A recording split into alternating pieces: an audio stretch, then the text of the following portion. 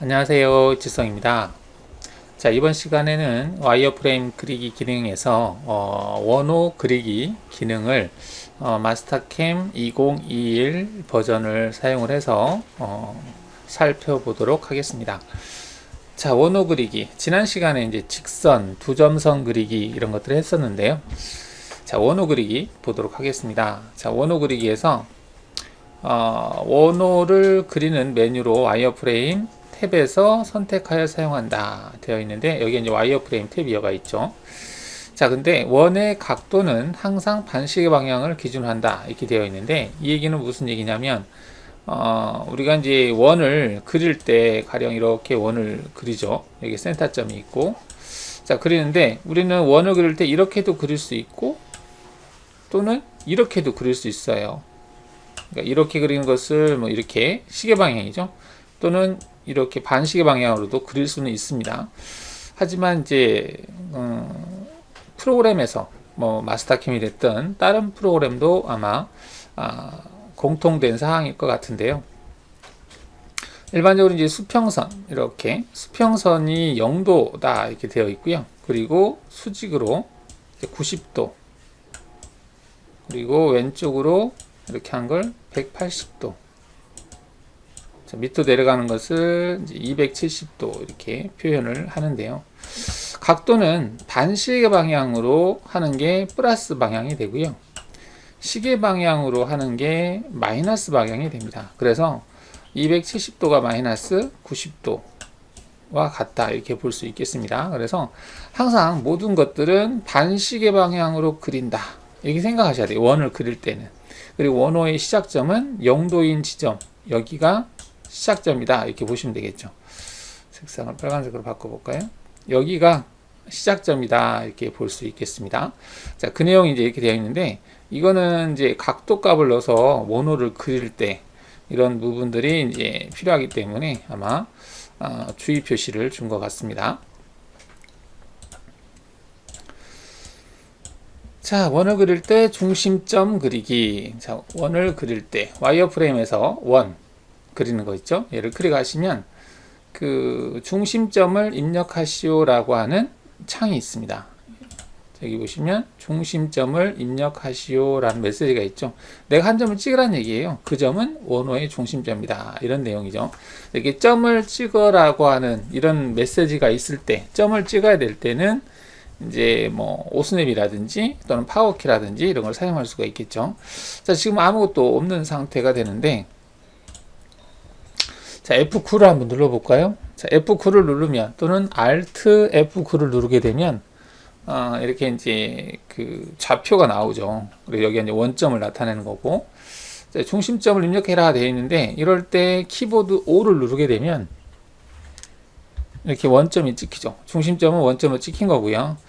대략적으로 클릭을 해놓고 자, 여기서 반경값 그리고 지름값을 입력을 할 수가 있죠. 여기서 이제 반경 50이다 하게 되면 50인 원이 그려지고요. 뭐 값을 바꿀 수 있고요. 그리고 이제 치수 고정이라고 하는 것을 고정하게 되면 이 치수가 바뀌지 않죠. 지금 같은 경우는 고정을 안 해놨기 때문에 내가 다시 한번 클릭을 하게 되면 그 지점에 또 원이 그려져요. 또 클릭하면 또 원이 그려지죠. 이런 식으로. 근데 만약에 고정을 누르게 되면, 고정을 누르고 나서 이 값을 10으로 입력을 하고, 자, 그리게 되면 그 10이라고 하는 원이 계속 동일한 치수로 그려지는 걸 볼 수가 있죠. 자, 그때 지금 보시면은 여기 접선이라고 하는 게 있는데요. 접선. 원을 그릴 때 어떤 대상에 접하게 그린다 이렇게 보시면 되겠습니다. 한 포인트를 찍고 이 원을 선택하면 이 원에 접하게 그려진다. 한 포인트를 찍고 원을 선택하면 그 원에 접하게, 포인트, 대상 원 이렇게 접하게 그릴 수 있다라는 얘기죠.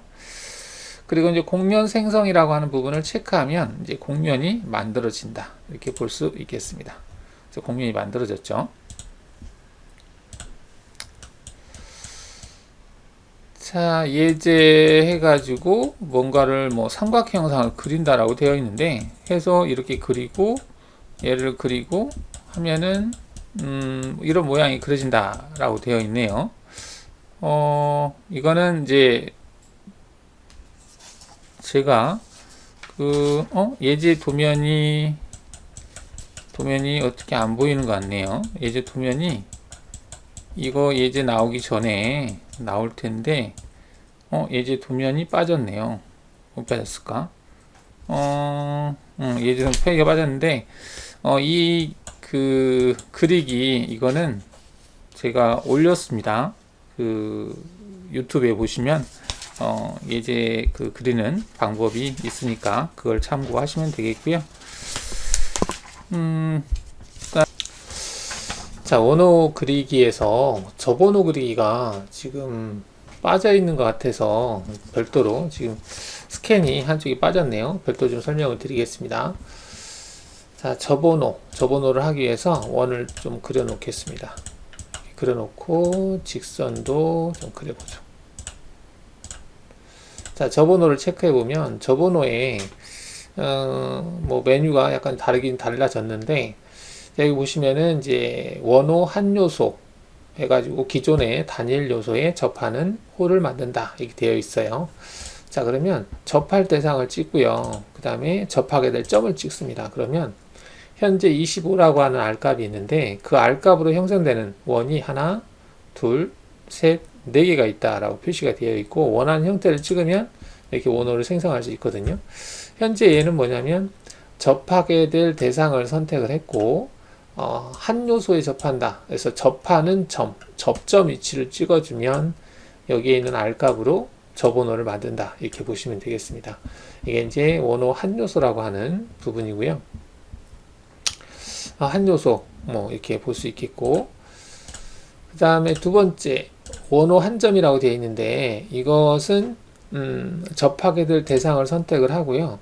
그 접하게 되는 원호가 25짜리 원호다. 이게 되어 있는데, 걔가 지나가야 될 점을 찍어주면, 이렇게 그려지는 거예요. 좀 아까하고 다른 게 뭐냐면, 아까는 접점을 선택했거든요. 접하는 대상에 접하는 점. 근데 지금 이거는 접하는 대상을 선택을 했고, 그 다음에 그 원호가 지나가야 될 점을 찍은 겁니다.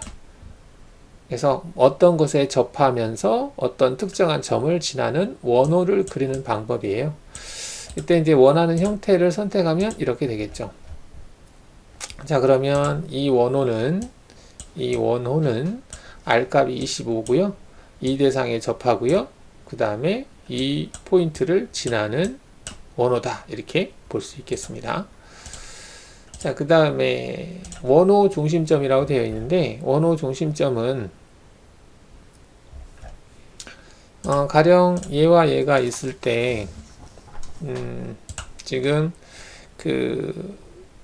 접하게 될 대상을 이걸로 선택을 했고요. 이 직선으로. 그 다음에 원이 놓이게 될 중심선을 얘로 선택을 했어요. 자, 그러니까 이 원이 지금 생성이 된 거죠. 여기에 있는 이 원은 이 직선에 접하고 이 직선에 중심이 있는 원이다. 자, 이 상태에서 원하는 걸 찍고 R값을 조절하시면 되겠죠. 이렇게 해서 조절이 하는 거 보시면 다시 이 원에 접하고 이 직선에 원의 중심점이 있다. 이렇게 볼 수 있겠습니다.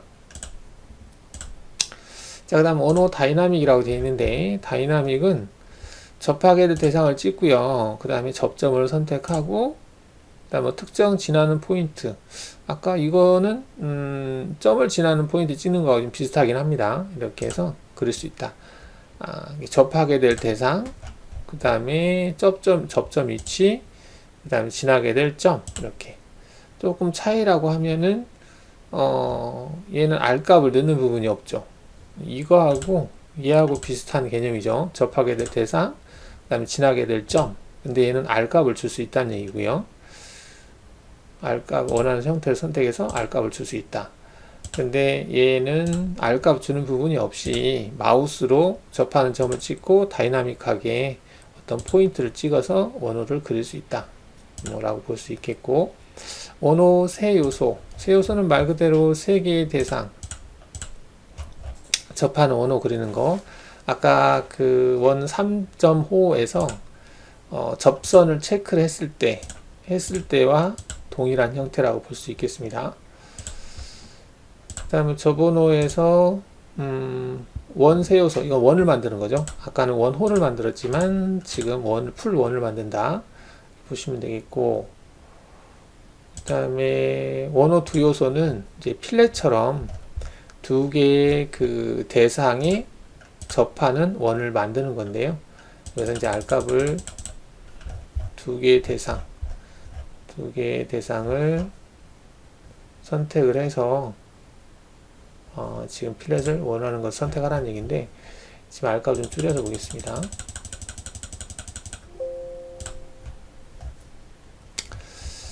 자, 두 개의 대상, 두 개의 원호를 찍어서 얘와 얘를 선택해 볼까요? 그러면은 두 개의 대상에 접하는 원호를 만들 수 있다. 이렇게 보시면 되겠죠.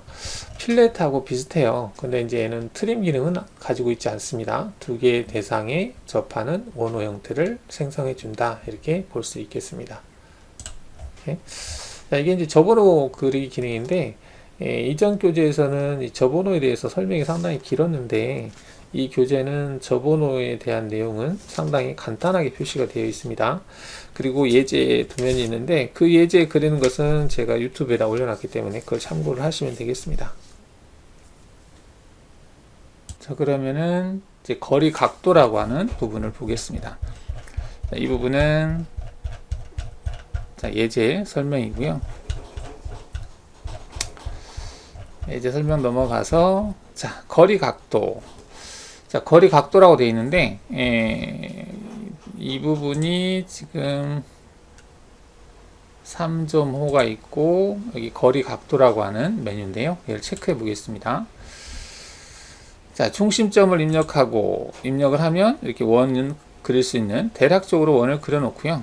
0도인 부분을 체크를 하고, 이렇게 찍으면 지금 그 각도가 표시가 되어 있어요. 시작을 어디서 할래? 시작을 0도에서 하겠다. 쭉 찍으면 이제 원이 그려지죠. 어디까지 그릴래? 클릭하시면 되겠습니다. 그리고 그 치수 값은 여기다 입력할 수 있고요. 가령 135도, 그 다음에 시작하는 각도도 45도 입력하실 수 있고, 그 다음에 원호의 반경값은 뭐 50으로 하겠다. 50으로 입력할 수 있겠고요. 이렇게 그렸는데 반대쪽에다가 원을 생성하고 싶으면 반대호 클릭하면 이렇게 되겠죠. 이런 식으로. 그다음에 여기 이제 접선이라고 하는 부분도 있는데, 일단은 이렇게 해서 그릴 수 있겠고요. 접선을 클릭해서 다시 한번 그려볼까요? 여기 클릭하고, 이거는 센터점을 아직 옮길 수 있다는 얘기네요. 접선, 대상 포인트를 찍고 원을 찍었을 때 그 원에 접하게 그릴 수 있다. 이렇게 보시면 되겠어요. 접하게 그리는데 그때도 원이 생성되는 그 형태를 이제 각도로, 중심점하고 원호의 각도로 그릴 수 있다. 뭐 그런 의미로 보시면 되겠습니다. 중심점 찍고 접할 대상을 찍고 쭉 원을 생성하면 원호를 생성할 수 있다. 이거는 뭐 저번호하고 비슷하긴 하지만 이제 각도하고 중심점하고 각도로 그릴 수 있다라고 하는 장점이 있겠네요. 이렇게 현재는 뭐 이 각도를 다시 바꿀 수 있겠고요. 시작하는 각도와 끝나는 각도를 조절할 수 있다. 볼 수 있겠죠. 여기 각도를 두셔도 되겠고요. 끝나는 지점, 그 다음에 시작하는 부분 조절할 수 있다. 이렇게 볼 수 있겠습니다. 자, 근데 이제 접선이기 때문에 중심점 이 대상 도형을 지금 뭐 제한이 있다. 이렇게 보시면 되겠고, 수동으로 되어 있는 상태에서 중심점을 찍고 클릭을 해서 원호를 그릴 수 있다. 평면 보기에서 보시면 중심점 찍고 시작하는 부분, 자, 끝나는 부분이 180도 엔터를 칠 수 있겠고요. 여기서부터 어디까지 0도까지 이렇게 해서 그릴 수 있겠다 보시면 되겠죠. 중심, 시작, 끝인데 시작 지점을 한 번 더 찍고 그 다음에 끝나는 지점을 찍으면 되겠네요. 이렇게. 그리고 R값은 조정이 가능하고요. 자, 이게 점 각도로 그리는 방법이고요. 자, 점 각도하고 좀 비슷한데 이거는 이제 거리 각도 끝점이라고 되어 있는데 점 각도가 좀 차이점은 시작점, 호의 시작점을 우리가 선택을 할 수 있는데 가령 호의 시작점을 여기로 하겠다 체크해 놓고요. 그리고 반경값을 30으로 하겠다 체크하시게 되면, 자, 호의 시작점은 여기고 반경은 30인데 자, 이때 시작하는 각도가 0도로 되어 있습니다. 0도. 그러니까 내가 찍은 점이 시작점이에요. 근데 그 시작점이 0도에서 시작한다는 얘기고, 자, 끝나는 위치는 몇 도에서 끝나느냐? 90도에서 끝난다. 그러면 이렇게 그려지는 거죠. 즉 원을 봤을 때 이 원이 시작하는 지점이 이 지점이고요. 그리고 끝나는 지점이 여기인데, 이때 이 센터에서 봤을 때 얘가 시작하는 부분은 0도에서 시작하고 끝나는 부위는 90도에서 끝나게 된다는 얘기죠. 그러니까 각도가, 시작 각도가 0도, 내가 시작점을 찍었습니다. 시작점을 여기로 찍었으니까 이 부분이 이 원호의 시작점이고 각도는 0도다. 그리고 끝나는 부분, 이 끝나는 부분이죠. 이 끝점 위치의 각도는 90도다. 이런 내용이죠. 자, 지금은 내가 선택한 점이 이 점인데 이걸 시작점으로 찍은 거고요. 만약에 이 점을 끝점으로 선택했을 때는 모양이 달라질 수 있겠죠. 자, 그럼 끝점으로 바꿔볼까요? 자, 끝점으로 바꾸면 이렇게 되는데, 자, 이때는 내가 선택한 이 지점이 끝점이고 이 원호의 센터를 기준으로 했을 때 시작하는 위치의 각도는 0도에서 시작하고 끝나는 부분의 각도는 90도에서 끝난다는 얘기죠. 자, 시작하는 각도가 0도다 해서 이 부분을 설명하는 거고, 끝나는 부분의 각도는 90도다 이 부분을 설명하는 거죠. 단지 내가 처음에 찍은 포인트가 시작이냐 끝점이냐 그거를 이제 구분한다, 얘로 구분한다 이렇게 보시면 되겠죠.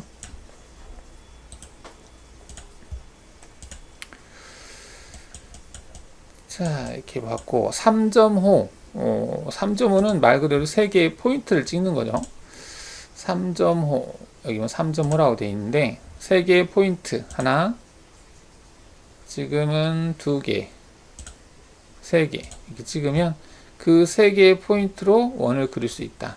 자, 첫 번째 포인트가 여기인데 만약에 여기로 바꾸고 싶다, 이게 바꾼다는 얘기고요. 두 번째 포인트가 지금 여기 아까 찍었는데 나는 여기로 찍고 싶다, 바꿀 수 있다는 얘기고, 세 번째 포인트를 나는 여기로 하겠다, 바꿀 수 있다는 얘기죠. 자, 이렇게 해서 3개의 포인트, 첫 번째, 두 번째, 세 번째 포인트를 찍어서 그리는 방법이다. 그 다음 접선이라고 하는 부분이 있는데 얘도 마찬가지로 세 포인트로 대상을 그릴 때 어떠한 그 접하는 부분을 선택할 수 있다 이렇게 볼 수 있겠습니다. 접하는 대상을 먼저 찍고 그 다음에 포인트를 찍으면 그 포인트에 대해서 얘는 포인트 접하는 대상이고요. 얘도 지금 접하는 형태네요. 그래서 이건 세 요소에 접하는 원호 그리기 형태하고 좀 비슷한 것 같은데, 자 보시면 이 대상과 이 대상 세 개의 대상에 접하는 원호를 그릴 때 이렇게 그릴 수 있다는 얘기죠. 포인트를 찍어야 되는데 지금 같은 경우는 접하는 대상 하나, 접하는 대상 2개, 접하는 대상 3개. 그래서 이거를 3개의 포인트 1번, 2번, 3번 이렇게 찍어야 되는데 이 포인트들을 접합이라고 하는 기능을 가지고 찾겠다, 그런 의미로 보시면 되겠습니다.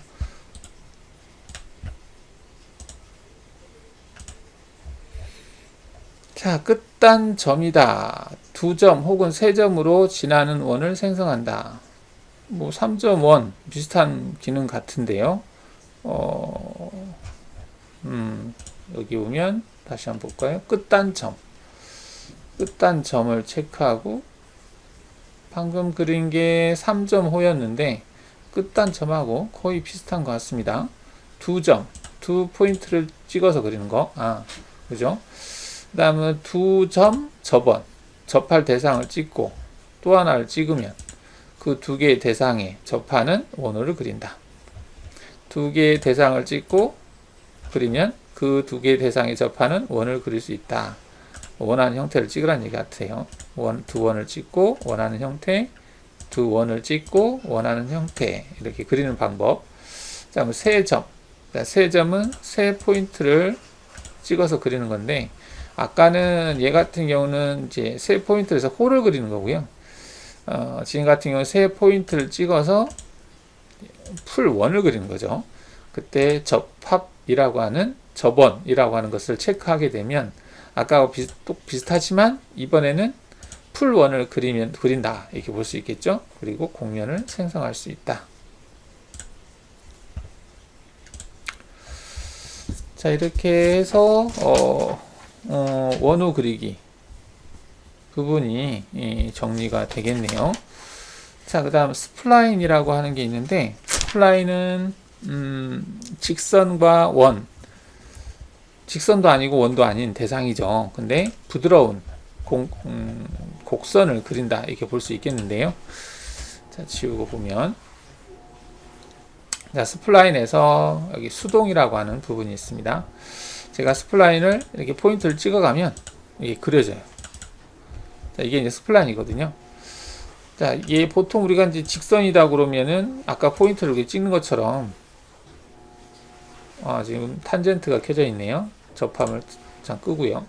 자, 포인트를 대충 이제 연속선으로 해놓고 찍으면은 아까 방금 찍은 포인트들이 대충 한 이런 식으로 찍혀지거든요. 얘가 연결돼서 했는데 이거 지금 얘는 직선 형태가 되겠죠. 직선이 되겠고 이거는 이제 스플라인이 되고요. 근데 원으로 3점 원으로 한번 볼까요? 포인트 찍고 그 다음에 접점 빼고요. 두 개 이렇게 하면 좀 그렇겠다. 한 점, 두 점, 세 점, 세 점, 한 점, 두 점, 세 점. 이렇게 해서 그 원하고 비슷하게 좀 만들어 보려고 하는 건데, 자, 지금 방금 그린 거 얘는 원이에요. 이게 원으로 스플라인 형태를 표현을 해 보려고 한 거거든요. 근데 직선, 그다음에 원 이렇게. 근데 직선도 아니고 원도 아니에요. 근데 이 지금 스플라인은 어느 지점에 있든지 간에 부드러운 형태로 만난다 이렇게 볼 수 있겠어요. 가령 이 지점은 이 스플라인이 여기에서 접하는 형태로 연결이 된다. 여기도 마찬가지죠. 어느 부위에든지 간에 접하는 형태로 그려집니다. 직선과 직선이 만나는 부분 아니죠. 만약에 원이 있고 또 원이 또 이렇게 만나요. 그럼 여기서는 접하는 형태는 아닙니다. 일단은 스플라인은 직선도 아니고 원도 아닌데 부드러운 형태로 연결이 되어 있는 어떤 곡선, 그런 개념이다라고 볼 수가 있겠습니다. 근데 그 스플라인을 만들 때 제가 찍었던 포인트 있죠. 그게 우리가 지난 시간에 점에서 여기 노드점이라고 하는 기능이 있었죠. 얘를 찍으면 내가 찍었던 점을 볼 수가 있습니다. 지금 여기 점이 하나 있죠. 여기도 점이 있고요. 여기도 점이 있습니다. 여기도 점이 있고요. 그 다음에 여기도 점이 있어요. 이 점들에서 부드러운 형태로 접하는 형태로 블렌드 형태라고 할까요? 부드러운 형태로 이렇게 연결시켜 주는 거. 이제 스플라인이 되겠습니다. 지금 저처럼 이제 포인트를 하나, 둘, 셋, 넷, 다섯 개 이렇게 찍어서 그리는 거를 이제 수동 이 형태라고 볼 수가 있겠고요. 스플라인에서 여기 보면 수동이 있고 자동이 있어요. 여기 뭐 자동을 스플라인 자동 있죠. 그다음에 커브가 있고 스플라인 너브스 전환 뭐 되어 있는데, 일단은 이제 자동이라고 하는 것은 내가 포인트만 선택하고요. 포인트만 선택하고 반전시켜서 지워보겠습니다. 자, 그럼 이제 이렇게 포인트들이 선택된 걸 볼 수 있죠. 자, 이 상태에서 기존에 점이 있는 상태에서 자동 기능을 이용을 해서 첫 번째와 두 번째를 선택하고 마지막을 선택하게 되면 얘가 알아서 점들을 찾아가는 거예요. 이렇게. 그러니까 첫 번째, 두 번째, 마지막. 이 수없이 많은 점을 가지고 있는 점을 가지고 어떤 스플라인을 그려야 될 때가 있어요. 가령 이제 이런 경우가 언제 있냐면 우리가 그 스플라인 형태를 가지고 경로를 생성을 한다라고 했을 때요. 가령 이 스플라인 형태를 가지고 G코드를 출력을 해 보겠습니다. 그랬을 경우에 여기에 있는 그 경로는 기본적으로 이렇게 가볼까요? 지금 경로가 이렇게 움직이잖아요. 움직일 때 이 경로들은 직선 형태로 움직입니다. 여기 보시면은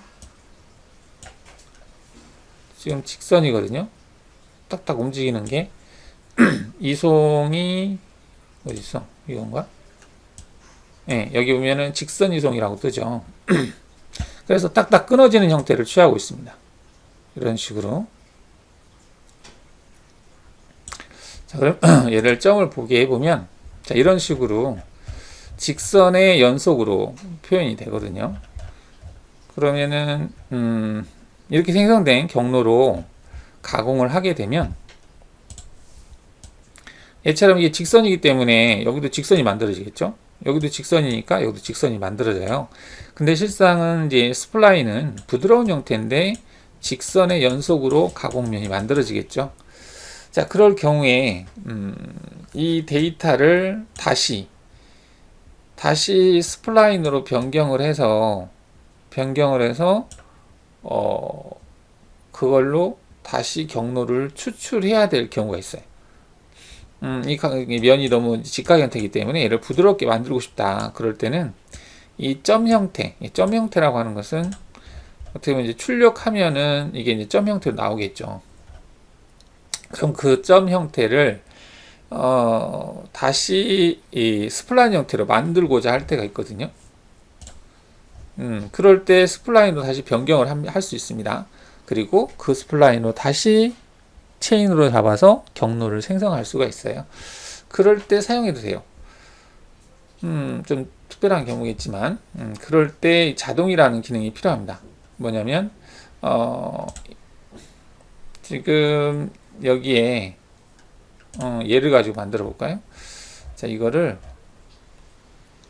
우리가 점 기능에서 요소 분할인가? 배웠어요. 분할이라는 기능으로 이용을 해서, 얘를 개수를 뭐 50개로 만들어 보겠다. 이렇게 하면 점들이 이렇게 많은 점들이 만들어지죠. 그때 여기에 Alt T 눌러서 경로를 일단 안 보이게 하고 스플라인을 치워 보겠습니다. 자, 이렇게 이제 점들이 있죠. 이럴 때 자동 기능을 이용을 해서 시작, 두 번째, 마지막을 선택하면 이런 식으로 해서 아까 스플라인이 다시 복원이 되는 거죠. 그러면 이 스플라인이 복원이 되면 이 스플라인을 가지고 점들을 지워보면 다시 경로를 생성할 때 공차라든지 이런 것들을 조절할 수 있죠. 그러면 처음에 생성됐던 그 경로하고 다른 경로, 좀 더 부드러운 경로 이런 것들을 생성할 수가 있겠죠. 자, 자동 기능이 뭐 이렇게 된다라고 보시면 되겠고요. 그 다음에 블렌드라고 하는 기능이 있는데요. 블렌드는 우리가 이제 스플라인을 이렇게 그렸어요. 근데 이 스플라인과 이 스플라인을 연결을 시키고자 할 때 그냥 간단하게 이렇게 선으로 이렇게 연결하는 게 아니라 이거를 부드러운 형태로 연결을 하고 싶어요. 그럴 때 사용하는 기능입니다. 그래서 스플라인에서 블렌드라는 기능을 이용을 해서 이 스플라인의 끝나는 부분과 이 스플라인의 시작하는 부분을 좀 부드럽게 연결하겠다. 즉, 블렌드라고 하는 건 접한다는 개념입니다. 이것과 얘를 접한 형태로 만들겠다는 얘기죠.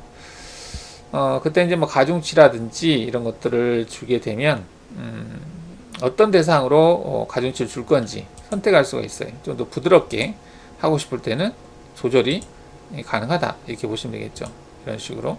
그래서, 두 번째 가중치를 크게 주면 이쪽 부분이 좀 더 길어지고요. 첫 번째 가중치를 크게 주면 이쪽 부분이 길어져요. 그죠? 서로 일일로 하면 좀 짧았죠. 이렇게 짧았는데 이쪽을 좀 길게 할 건지 이쪽을 길게 할 건지 약간씩 조절을 해서 맞출 수 있다. 이렇게 보시면 되겠죠. 이렇게 해서 뭐 확인하시면은 지금 얘는 직선 형태로 아까 연결했었고 이런 형태로 만들어져요. 그러면 Shift 버튼 눌러서 선택하게 되면 이렇게 하나의 스플라인처럼 부드러운 형태로 만들어지죠. 자, 근데 사실은 얘는 스플라인이 따로따로죠. 자, 이 스플라인을 연결시켜주는 기능이 스플라인 커브라는 기능입니다. 스플라인 커브는 체인 기능으로 선택되게 되어 있거든요. 이 상태에서 확인하시고 뭐 이 공차 범위 내에서 만들겠다 그런 내용인데 그냥 확인하시게 되면 이게 하나의 스플라인이 만들어집니다. 아까는 스플라인이 따로따로 였었잖아요. 이게 하나로 만들어지면 이거는 하나의 스플라인이기 때문에 얘를 가지고 곡면을 만든다든지 했을 때 하나의 곡면으로 만들어질 수가 있습니다. 스플라인 너브스 전환이라고 되어 있는데 스플라인이나 너브스나 스플라인 너브스 같은 개념일 것 같은데요. 한번 클릭을 해볼까요? 클릭을 하고 대상을 선택했어요. 선택했는데 아까 하나의 스플라인으로 만들었는데 안 됐나요? 되어 있는데 지금 겹친 부위가 있네요. 겹쳐 있구나. 지금 스플라인이 하나짜리가 있고 쪼가리 된 형태가 있네요. 얘만 Alt-E를 해보겠습니다. 다시 한번 Alt-E를 해서 자, 지금 보이는 것은 하나의 스플라인으로 연결되어 있는 건데 얘를 너브스로 전환 체크해서 완료해 보겠습니다. 완료를 해도 F4를 눌러 보시면 특별한 건 없을 것 같아요. 일단 너브스 스플라인이라고 뜨는데요. 아까도 컨트롤 Z 눌러서 컨트롤 Z가 안 되네요. 그러면은 언두 기능이 수정에 있나? 파일. 파일이 아닌데. 언두가 컨트롤 Z인데요. 제가 컨트롤 Z 언두 기능이 어디 있을까? 홈에 있을 것 같은데. 실행 취소. 잘 안 보이네요. 언두, 리두를 얘기하죠. 리두가 컨트롤 U인가? 컨트롤 U 한번 해보죠. 아닌데 컨트롤 U의 반대일 것 같은데 여하튼 지금은 나중에 알아보겠습니다. 그거를 언두 여기서 볼까요? 사용자 지정에 가서 한번 보죠. 컨트롤 U 그러면은 텍스트 조건 단축키가 사용자 지정 키보드 바로가기 현재 키 홈 새로운 키 입력 현재 키 기본값 설명 전체 리셋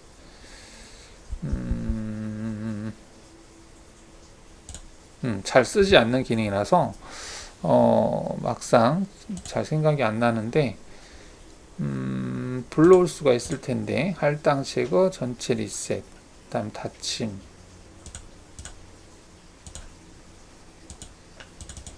자 언두 컨트롤 Z 홈키 뭐 여하튼 나중에 한번 보도록 하겠습니다.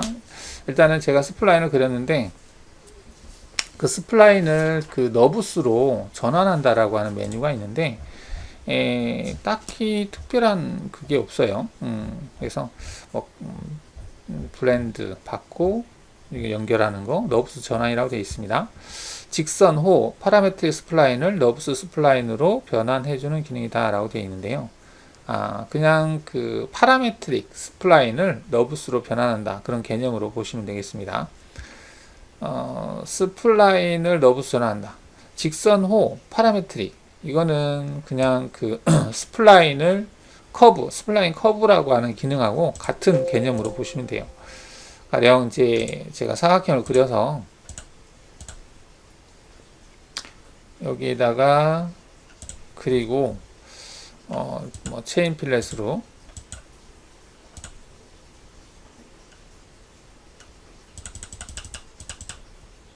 자, 이렇게 좋습니다.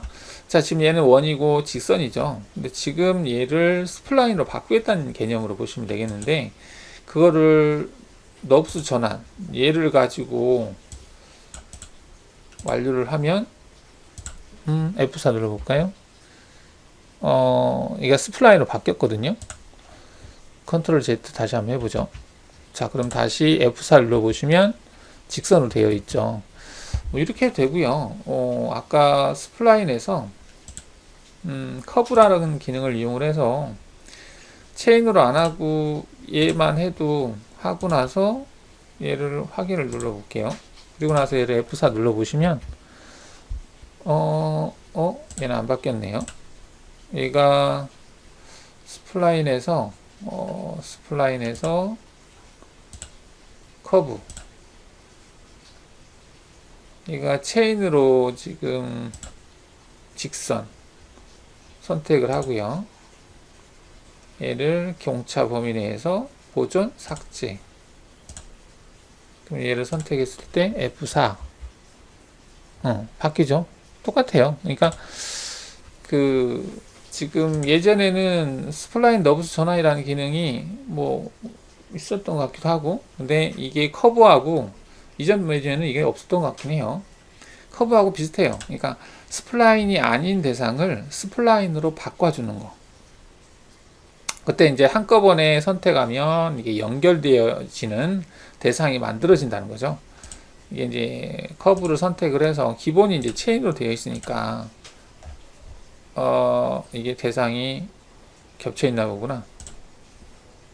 체인으로 대상이 겹쳐 있는 것 같아요. 얘를 지워 보겠습니다. 또 있죠. 이렇게 Shift 버튼 눌러서 선택되면 연결되어 있네요. 이럴 때는 다시 커브 기능을 이용을 해서 선택하겠습니다. 자, 이렇게 해서 확인하시게 되면 얘는 하나의 객체가 되는 거죠. 아까는 각각의 직선, 원, 직선 이렇게 되어 있었지만 이게 하나로 되어 있다. 이거는 이제 스플라인 대상이 된 거죠. F4 눌러보시면 스플라인으로 되어 있어요. 그래서 커브하고 별반 차이가 없는 것으로 생각이 됩니다. 그래서 스플라인 너브스 전환이라고 되어 있는데, 직선호 파라메트릭 스플라인을 너브스 스플라인으로 변환해준다 되어 있는데, 파라메트릭과 스플라인의 개념이 그닥 그렇게 뭐 특별하지 않기 때문에 같다라고 생각을 하겠습니다. 자, 그 다음에 이제 형태라고 되어 있는데, 기본적으로 이제 사각형 그리기, 여기를 얘기하는 거죠. 여기서 사각형 그리기, 사각 형태 그리기, 다각형, 타원, 헬릭스, 나선 이렇게 되어 있는데, 사각형 그리기를 체크하고 두 포인트를 찍으면 사각형이 그려지죠. 두 포인트 또는 중심의 고정이라고 하는 부분을 체크를 하게 되면 내가 처음 찍은 포인트가 중심이 된다는 얘기죠. 중심이 돼서 사각형이 그려진다, 이렇게 보시면 되겠습니다. 공면을 생성하겠다 그럼 공면이 생성이 되는 거고요. 그래서 확인하시면 되겠습니다. 이건 이제 사각형 그리는 거고요. 사각 형태 그리기는 이제 사각형보다는 좀 더 다양하게 대상을 그릴 수 있는데, 내가 찍은 포인트를 왼쪽 모서리로 해서 이렇게 그릴 수도 있고요.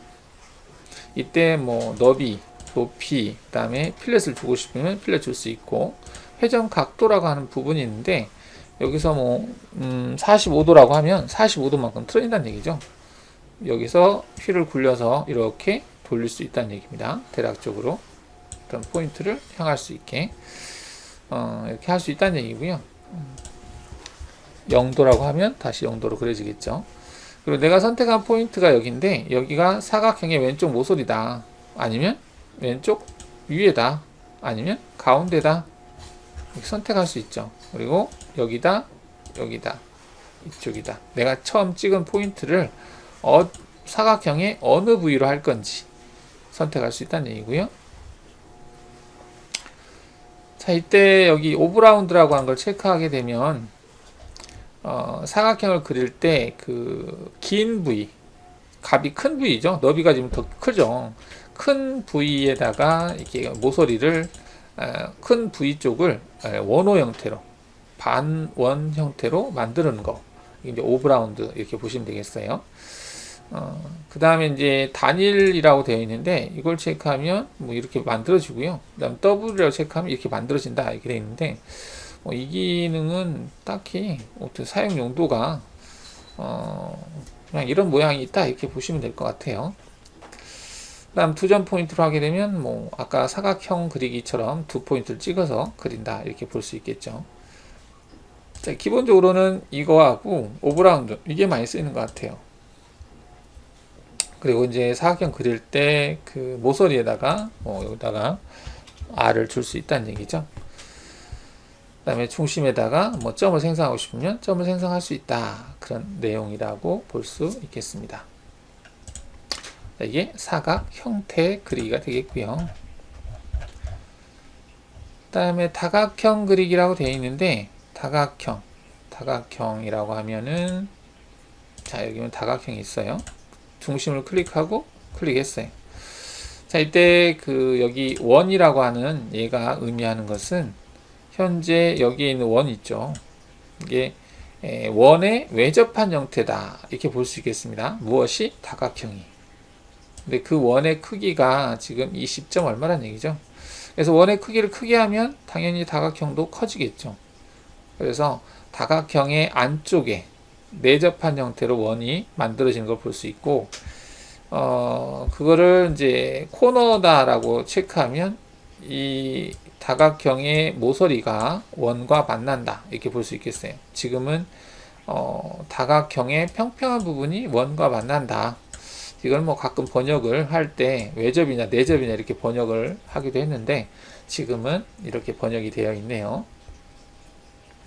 단축키가 F고 C로 되어 있는 거 보니까 뭐 플레이트, 평면 또는 코너 뭐 이런 식으로 해서 이렇게 번역을 한 것 같습니다.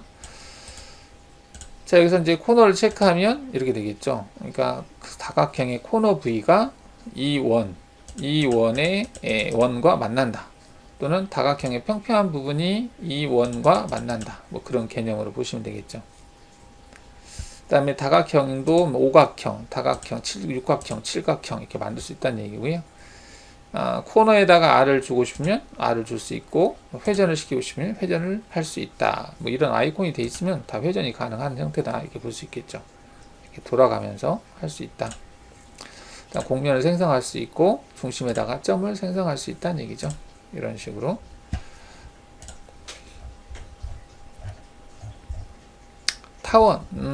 타원이다 라고 되어 있는데 타원도 스플라인 형태예요. 그러니까 우리가 타원을 그릴 때 중심을 찍고 그 다음에 X방향, 그 다음에 Y방향 이렇게 찍으면 되거든요.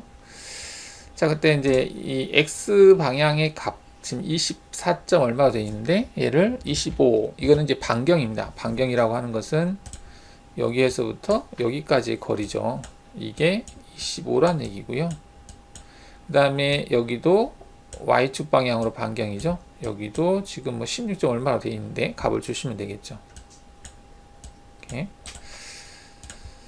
자, 여기다가 뭐 15다. 이렇게 되겠습니다.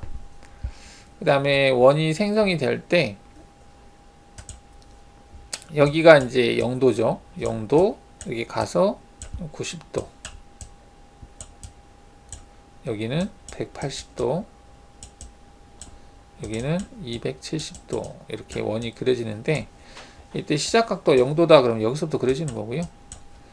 끝각도가 360도다 그러면 여기서 끝나는 거죠. 360도니까. 근데 끝각도를 뭐 270도다 하게 되면 여기서까지만 타원이 만들어지는 거죠. 그래서 270도 이렇게 하시면 이렇게 만들어진다는 얘기죠. 그 다음 회전 각도, 뭐 회전 각도는 얘를 회전시키는 거죠. 이렇게 회전시키고자 할 때, 뭐 45도 회전하겠다 할 수 있겠고, 뭐 곡면을 생성하겠다 이렇게 하면 되겠죠. 중심의 점을 생성하겠다. 곡면을 생성하는데 여기가 없기 때문에 우리가 이제 평면 외곽곡면처럼 양 끝을 직선 형태로 이어서 이게 그려진다는 얘기로 보시면 되겠습니다. 그 다음에 얘를 생성을 했는데,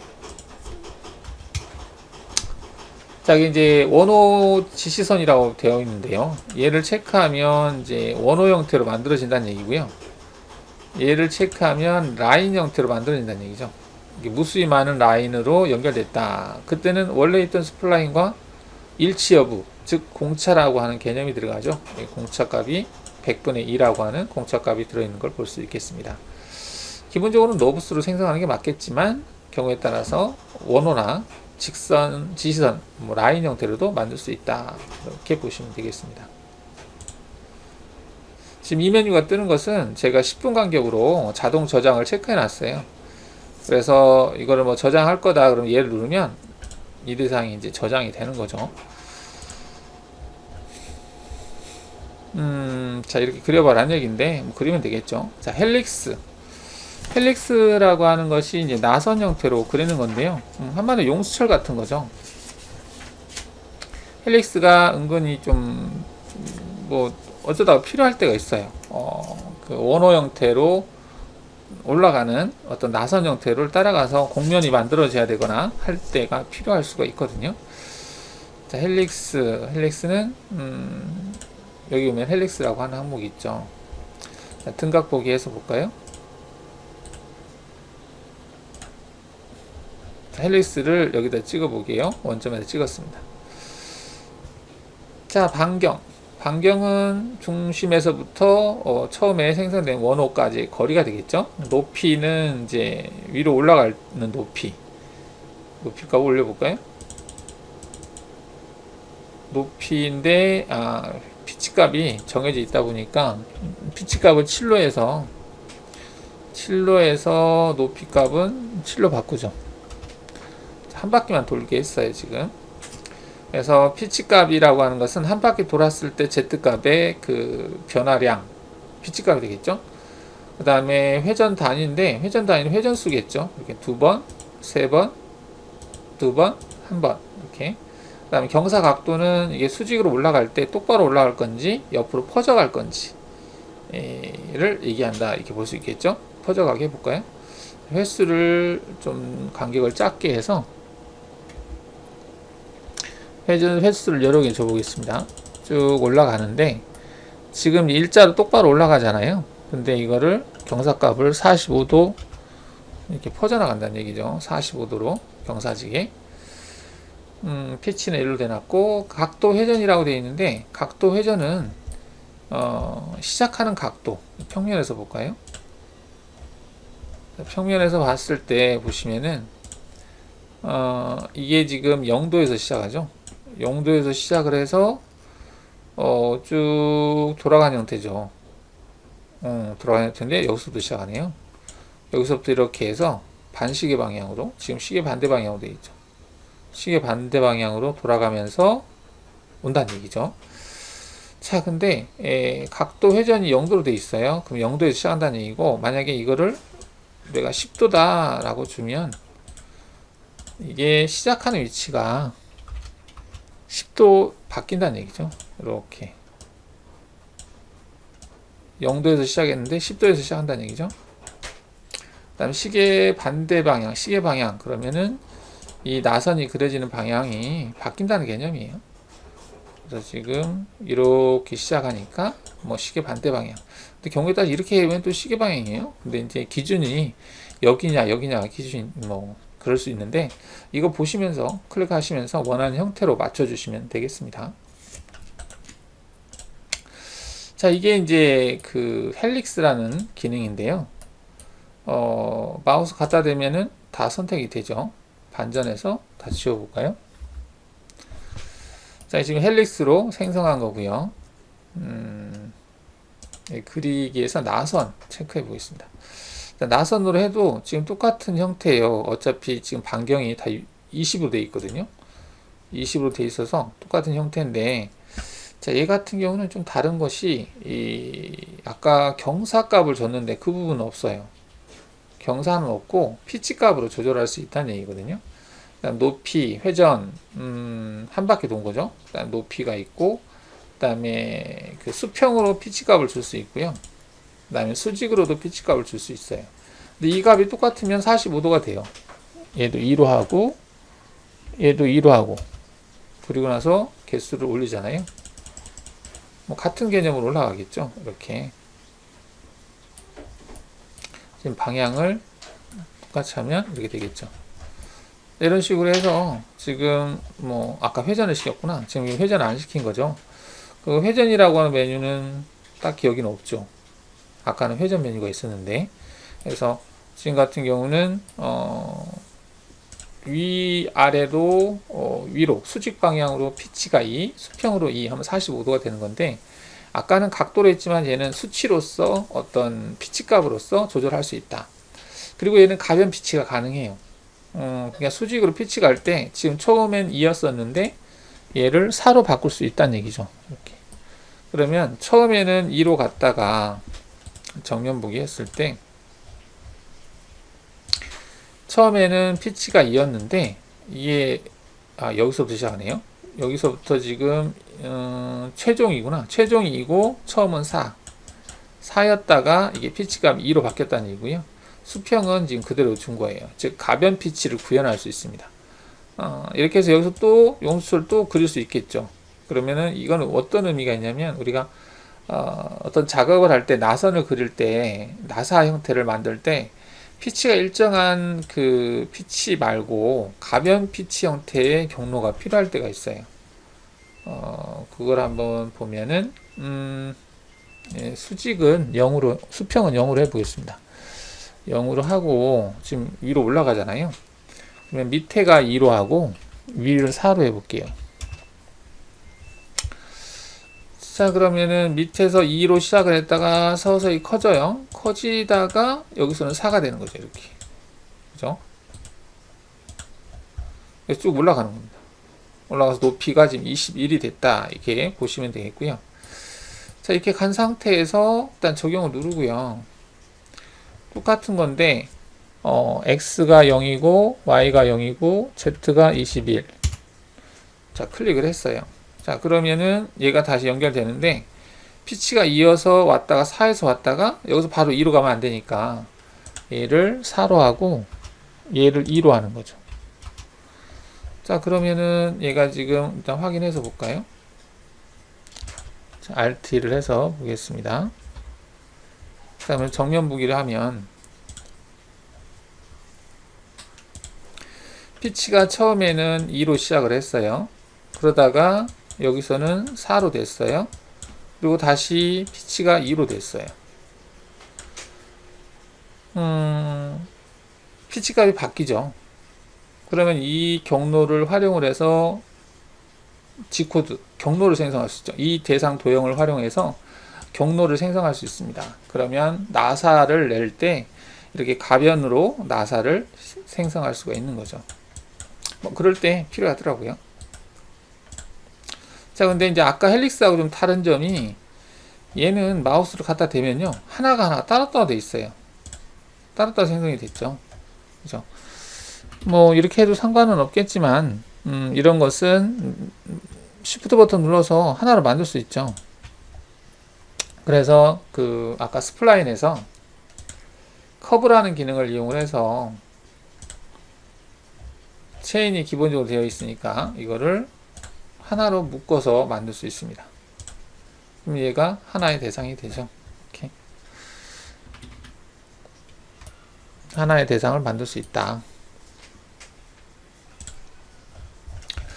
자, 헬릭스, 나선이라고 하는 기능까지 살펴보았습니다. 문자 그리기. 문자는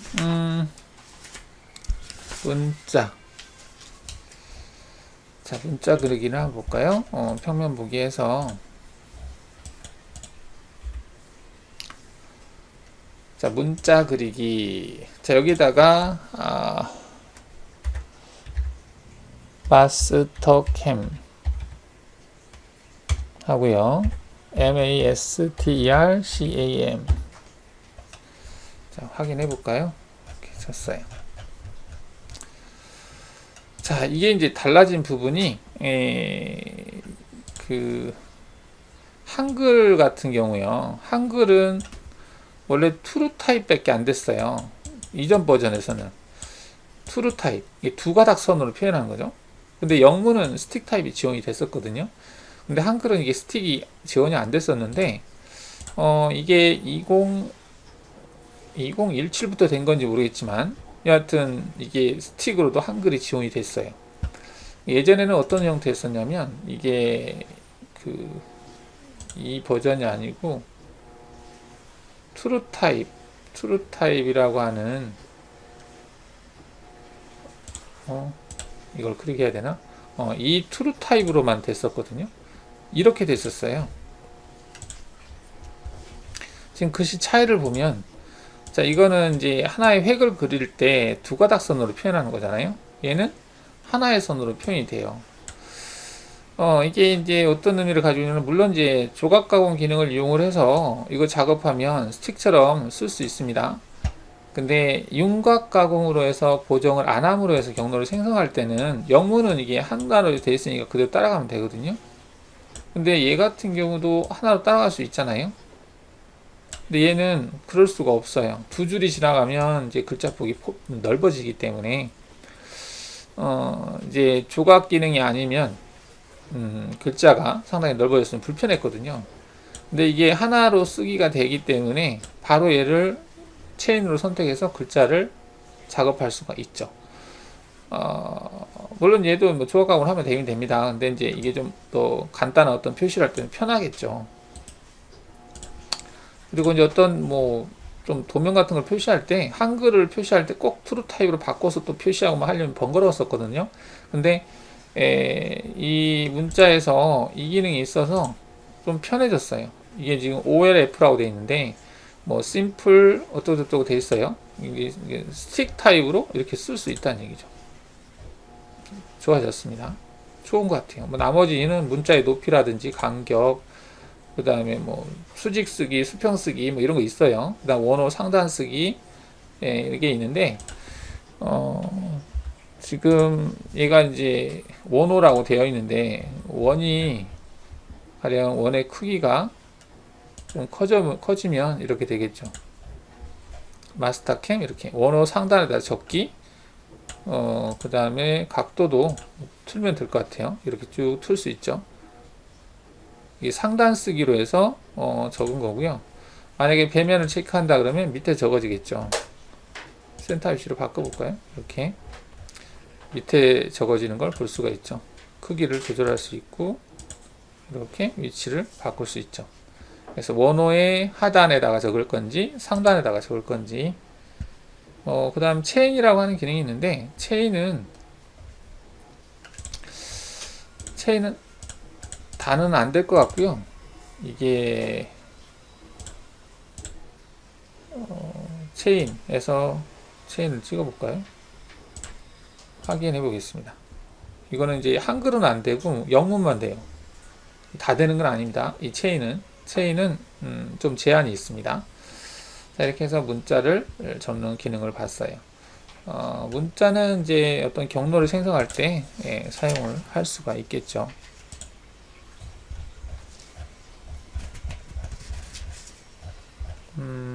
여기 뭐 캐드캠 원호 상단에다가 적는 걸 볼 수 있겠고요. 바운딩 박스라고 되어 있는데, 바운딩 박스는 어떤 소재를 불러왔을 때 재료 설정할 때 쓰이고요. 대상을 전체를 포함하는 육면체 또는 원통 형상을 만들 때 사용하실 수가 있겠습니다. 자, 바운딩 박스 3D 형상이 좀 있었으면 좋겠는데 대충 한번 그려볼까요?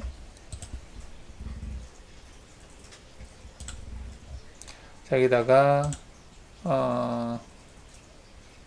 원통 이를 만들어 보죠. 뭐 이거 솔리드로 체크하고 확인해 볼까요? 뭐 이렇게 이제 반투명으로 돼 있어 그러는데 얘를 반투명으로 끄고 보면 자, 이런 형태로 만들어졌는데 뭐 가령 와이어프레임에서 바운딩 박스를 체크하면 지금 이제 수동으로 되어 있는데 보이는 전체라고 하면 전체를 다 포함하는데 일단 선택하고 확인해 보겠습니다. 자, 지금은 2D로 되어 있어서 그러는데 2D를 끄고 3D로 해볼게요. 그럼 이런 식으로 어떤 대상을 다 포함하는 육면체를 만드는 거고 얘를 이제 원통 영상으로 만들 건지 이것도 뭐 Z축으로 만들 건지 Y축, X축 선택할 수 있고요. 그 다음에 랩이라고 되어 있는데요. 이 랩은 그 대상을 이제 이렇게 어떤 특정 방향으로 해서 투영하는 형태로 선택할 수가 있어요. 지금은 작업 평면 하게 되면은 뭐 원형으로 지금 포함하는 형태로 됐네요. 자동으로 하게 되면 뭐 틀어지겠다.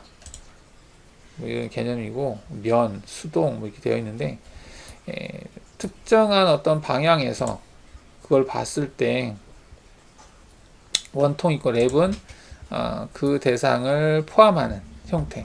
그러니까 어떻게 해야 될까? 우리가 소재를 준비할 때 가령 이런 소재를 이제 그 최소한으로 준비하는 거. 사각형으로 하게 되면 이 소재보다는 이게 아무래도 소재가 적게 들어가겠죠. 이 원통보다는 물론 원통이 Z축으로 하면 이게 낫나 이게 낫나는 좀 봐야 될 것 같긴 한데 일단 어떤 형상의 외곽을 좀 인식을 해서 육면체 형상을 만들어 주는 거라고 보시면 돼요. 지금 이게 이제 랩이라고 하는 용어로 표시가 되어 있네요. 그러니까 선택한 요소에 가깝게 맞는 불규칙한 모양의 바운더리를 만든다 되어 있습니다. 이게 좀 추가된 기능이죠. 이 랩이라고 하는 기능이 지금 같은 경우는 필요할 수 있겠지만 또 다른 어떤 방법들이 있으니까 그리고 사각형 설정이라고 되어 있는데 뭐 이거는 사각형 형태를 취했을 때 어떤 기준점인가요? 딱히 뭐 특별한 건 없는 것 같은데 자, 여기서 이제 치수를 키우게 되면 대상이 키워지는데 이때 키울 때 그 양쪽 방향으로 키우는 기능이 있죠. 방향, 자동, 자동, 수평, 그 다음에 랩 설정, 뭐가 있을 텐데 지금 한쪽 방향으로만 얘를 체크하고 갈까요? 그럼 양쪽 방향으로 가죠. 아까 한쪽을 기준으로 줬기 때문에 그렇게 된 거고 이렇게 양쪽으로 늘어나게 할 수 있고 줄어들게 할 수 있다는 얘기죠. 이런 식으로 소재를 좀 키우는 개념이라고 보시면 되겠죠.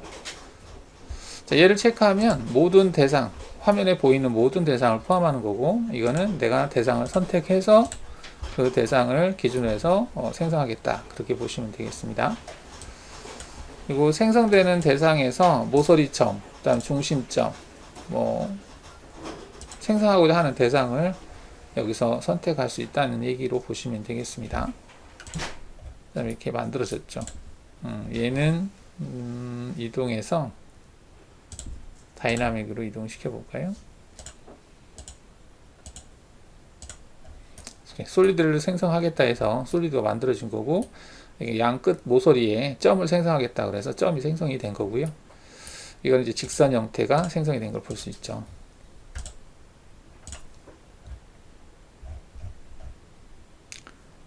실루엣 바운더리라고 하는 부분이 있는데 실루엣 바운더리는 3차원 작업할 때 필요할 수 있어요.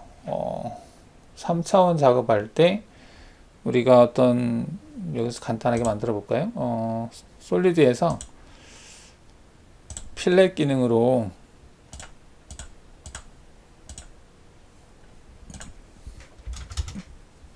자, 필렛을 이렇게 줬어요.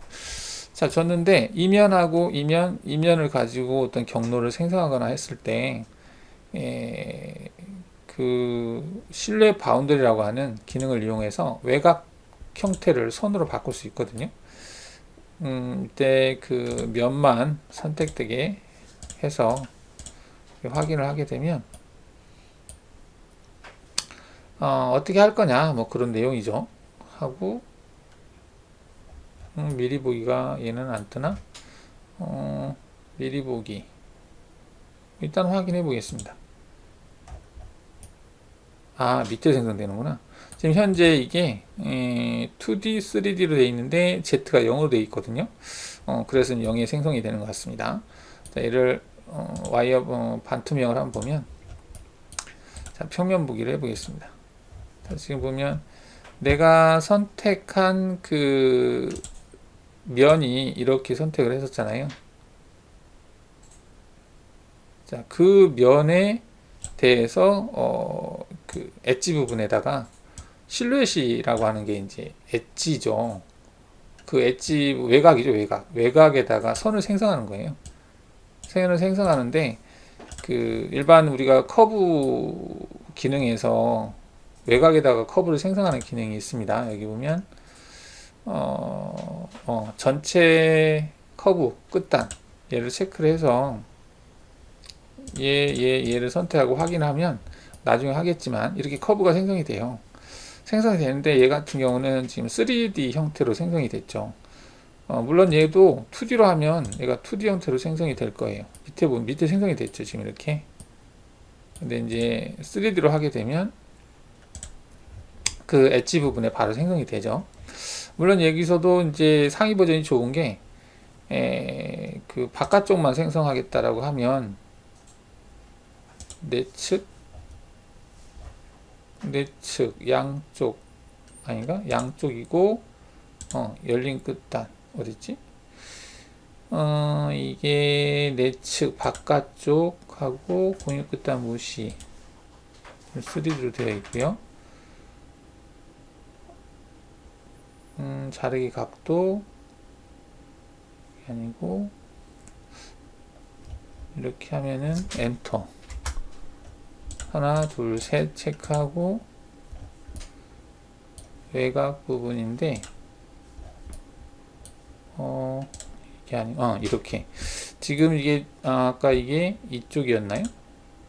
다시 바꾸면 이게 좀 생성이 안 되네.